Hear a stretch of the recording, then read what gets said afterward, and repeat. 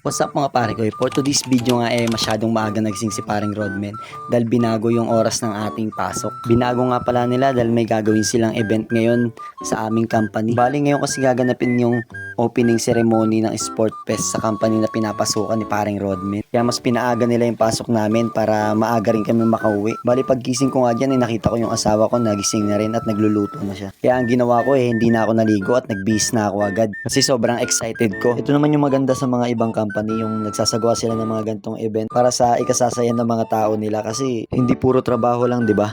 May inaabangan din silang mga gantong event para minsan nalilibang din sila. Gaya ko, excited ako kasi kasali ako sa basketball dito sa company namin. Interdepartment nga pala ako nakasali. Mahilig din kasi talaga ako mag-basketball. Kaso yung basketball talaga, walang hilig sa akin. Haha, hindi, sa totoo nga niyan mahilig talaga akong sumali sa mga liga dito sa lugar namin. Kahit na minsan nababangko lang ako.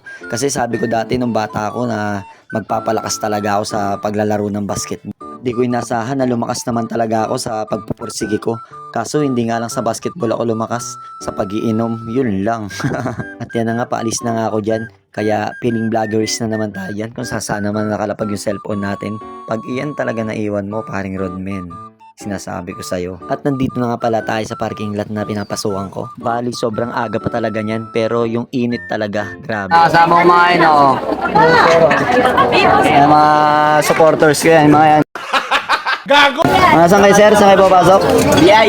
DI. DI? DIPD. Herma kami. Sa DIPD. Herma kami. Herma, ito Herma si sir. Dalawa kami. Ano masabi mo sir? Sa ulam mo ngayon? Sarap. Sarap. Sarap daw. Ikaw sir. Ayos lang, ayos lang. At ito na nga, uwian na nga namin at nagbihis na kami ng kanya-kanya naming jersey. Alas 3 nga pala ng hapon yan at grabe ang kainitan. Pero excited pa rin talaga kami.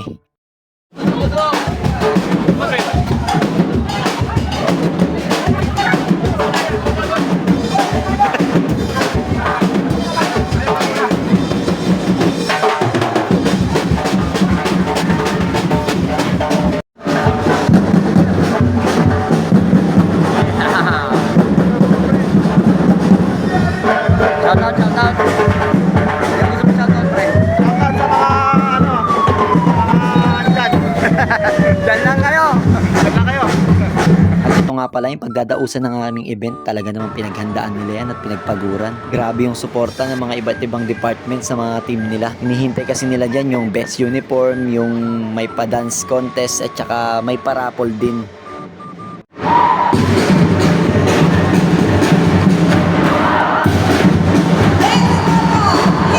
At yun, ito nga pala yung parapol nila na nakakakaba. Kasi pag nabunot ka daw nila, sasayaw ka pa. Kaya nung una, sabi ko sana mabunot ako. Pero nung narinig ko na sasayaw bago makuha yung premyo, sabi ko, sabihin ko na lang sa mga kasama ko na umuwi na ako pag nabunot ako. Nakakakaba kayang sumayaw sa maraming tao, lalo pag matigas yung katawan mo. At ito, may palibre nga rin pala sila sa aming pagkain. Kaya nga pag sumasama kami sa ganito, sulit din kasi may mga pagkain na rin, di ba? Yan nga pala yung mga katim ko sa department namin na matatagal na. Kaya nga pag may mga gantong event sa department namin, kami lagi ang magkakasama.